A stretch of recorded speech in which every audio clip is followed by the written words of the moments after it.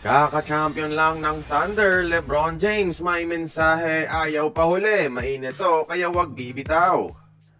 Sa latest trade sa NBA, mas lumakas pa ang Boston Celtics mga idol. Isang mautak na trade move ang ginawa ng kanilang front office.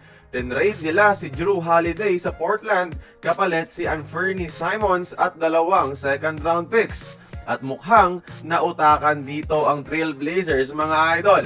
35 years old na si Jrue Holiday at ang laki ng kontrata.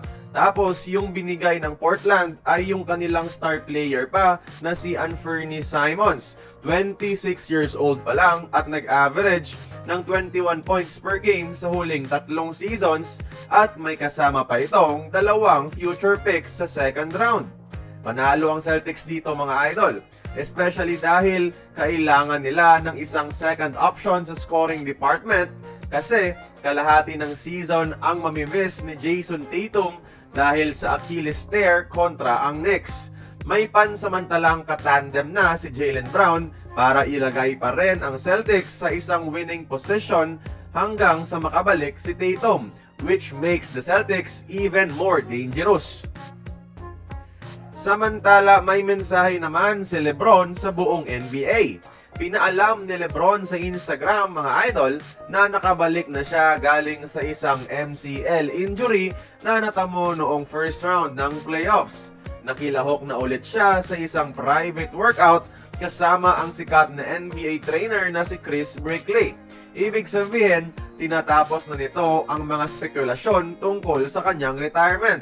Pinapakita niya na ngayon pa lang nagsisimula na ang pagpapakondisyon at pagpapalakas niya para sa parating na NBA season.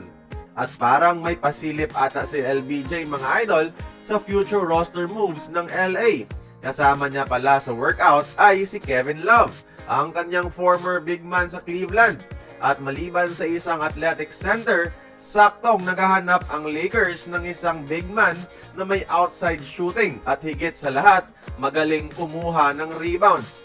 And Kevin Love, even at his age, is still one of the best rebounders sa NBA. May $4 million contract pa si Love sa Miami ngayong season mga idol, pero kayang-kaya ito i-buyout o makuha sa isang trade ng Los Angeles Lakers cap space. Kaya kayo, gusto nyo bang kunin ng Lakers itong si Kevin Love? Join the conversation, magkomento lamang sa ibaba.